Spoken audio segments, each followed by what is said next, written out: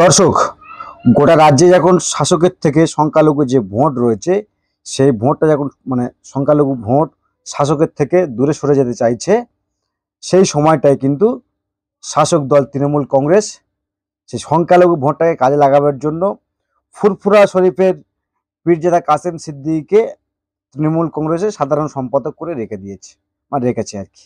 তাকে দিয়ে 2026-এ ইলেকশনটা আর কি সারবে। তো যখন কাসেমকে নিয়ে সারা সোশ্যাল মিডিয়ায় চর্চা হচ্ছে, আমরা বারবার দেখেছি হুমায়ুন কবির সাহেব, খড়দার বিধায়ক হুমায়ুন কবির সাহেব, তিনি কিন্তু শাসকে থাকলেও শাসক জেলার এই ভুলটাকে ভুল বলে, বলা যেতে পারে শাসকের থেকেও সিটটা সোজা রেখেছে। যেটা ভুল হয় সেটা কিন্তু সঙ্গে সঙ্গে তিনি কাউন্টার করে।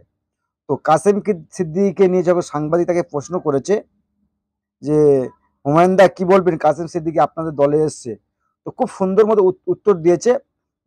আগে আপনাদের দেখাবো হুমায়ুন কবির কি বলছেন, বাকি বিস্তারিত আপনাদেরকে পরে আমরা আলোচনা করব। আগে শোনাবো হুমায়ুন কবির সাহেব তিনি কি বলছেন, আগে শুনুন।